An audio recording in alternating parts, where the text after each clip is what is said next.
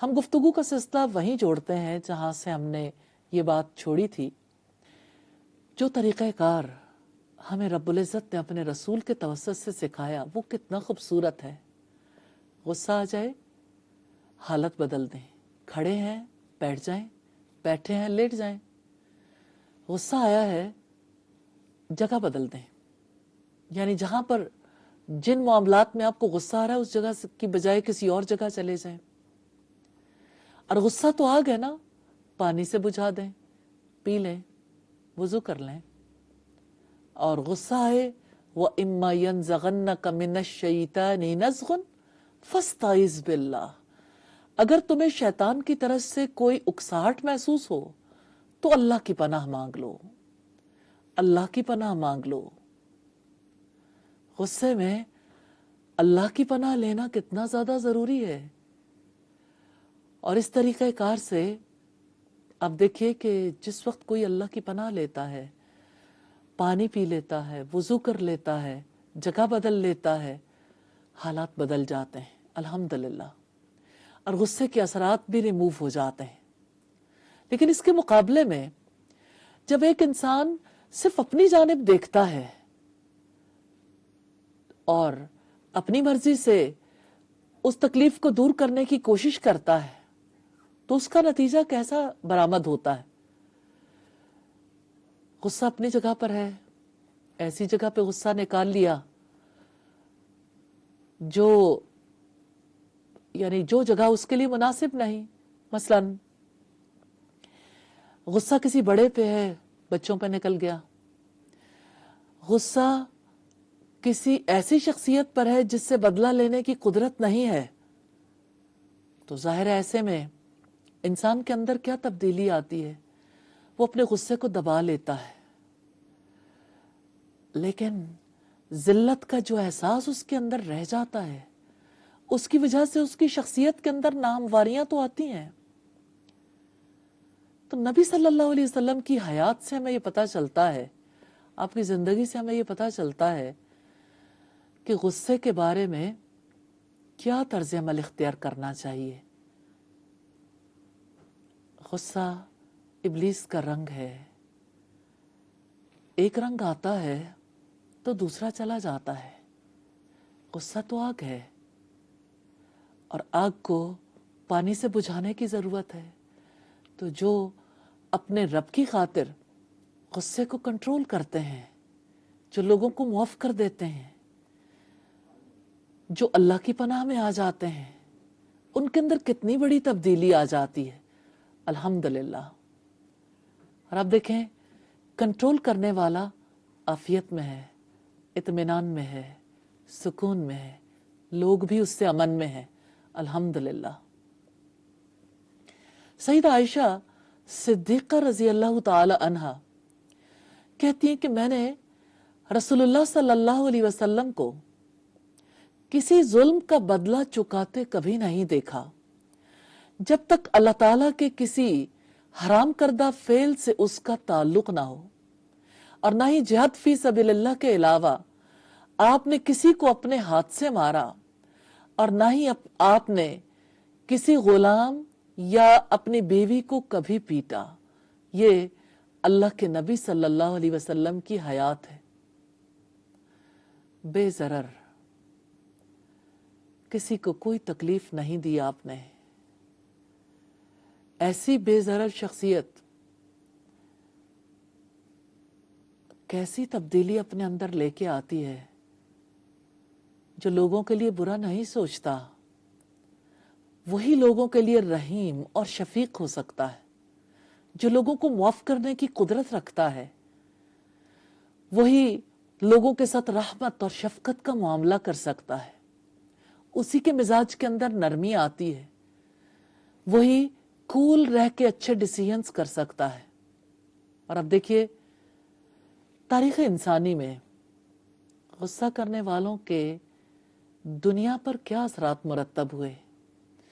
آدم علیہ السلام کے دور سے لے کے آج کے دور تک دیکھیے،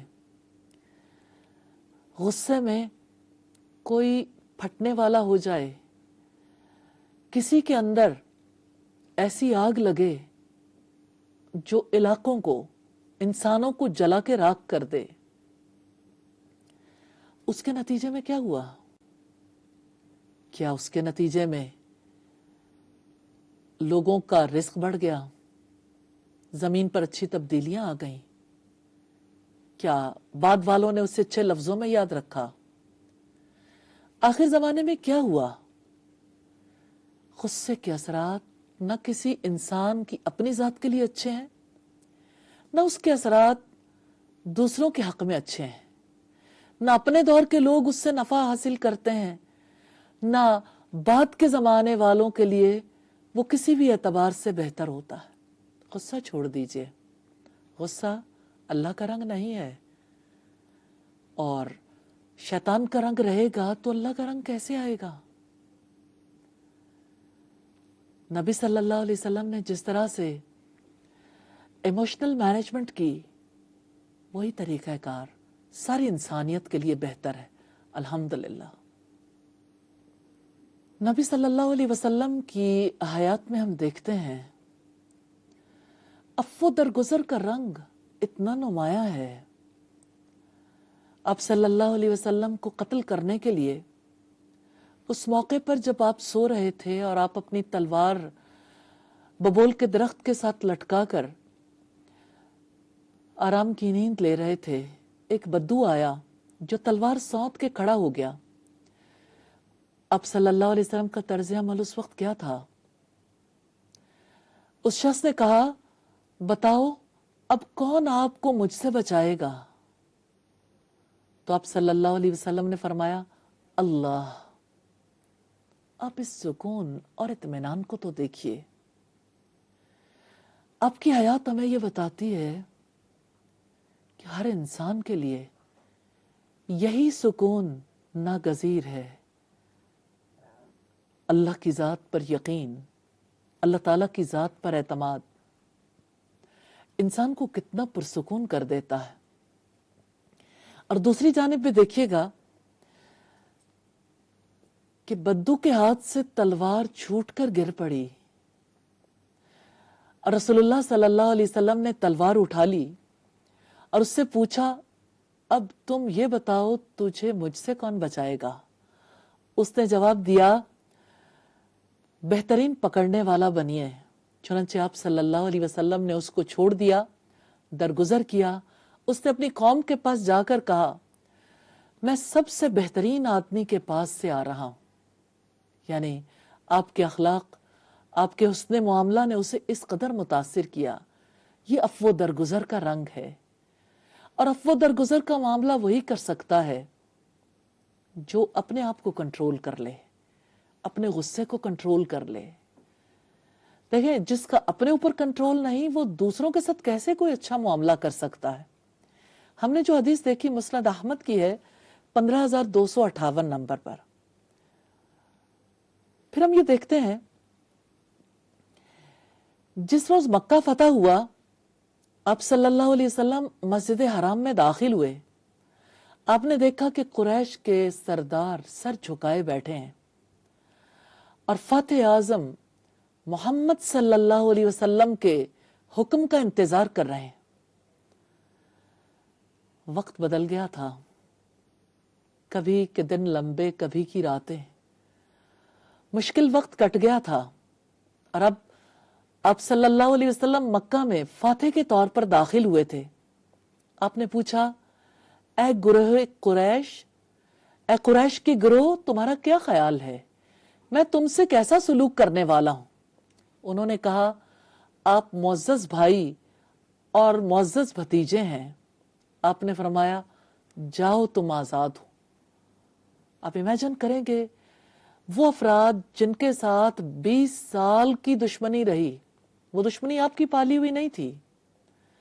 20 बरस तक जिन लोगों ने इतना सताया कि आपको हिजरत तक करने के लिए मजबूर किया, और हिजरत करने पर भी नहीं छोड़ा, जंगे मुसल्लत किए रखी, और आप सल्लल्लाहु अलैहि वसल्लम का नाम लेने वालों और आपका साथ देने वालों के लिए जिंदगी जिन्होंने अजीरन कर दी, अल्लाह के रसूल सल्लल्लाहु अलैहि वसल्लम का अफ़्वो दरगुजर देखिए।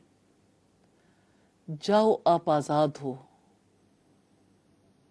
ہاں، جو اپنی ذات کا قیدی نہیں ہوتا، جو لوگوں کا غلام نہیں ہوتا، جو صرف اللہ کا غلام ہوتا ہے، اسی سے یہ ممکن ہے کہ وہ کسی کو آزاد کر سکے۔ انسان کے اندر اللہ کا رنگ کتنی بڑی تبدیلی لے کر آتا ہے، کتنے گہرے اثرات مرتب ہوتے ہیں اس تبدیلی کے۔ الحمدللہ ہم نے جو روایت دیکھی یہ فتح الباری کے والیوم 8 پیج 332 پر ہے۔ ایک یہودی لبید بن عاصم نے آپ پر جادو کر دیا۔ وہ آپ صلی اللہ علیہ وسلم کی خدمت میں پیش ہوا، آپ نے اس کو بھی معاف کر دیا اور اس سے مواخذہ نہ کیا، بلکہ آپ صلی اللہ علیہ وسلم کا اس کو ملامت کرنا یا اس پر عتاب کرنا بھی ثابت نہیں ہے۔ مواخذہ کرنا تو بہت ہی دور کی بات ہے۔ یہ مثال نبی صلی اللہ علیہ وسلم کے عفو کی بہترین مثال ہے۔ غزوہ تبوک سے آتے وقت مدینہ کے راستے پر منافقوں نے آپ کو قتل کرنے کا منصوبہ بنایا۔ آپ کو اس کا پتہ بھی چل گیا، آپ کو ان کے بارے میں مشورہ بھی دیا گیا، مگر آپ نے انہیں معاف کر دیا۔ آپ نے فرمایا لوگ یہ نہ کہیں کہ محمد اپنے ساتھیوں کو قتل کرتا ہے۔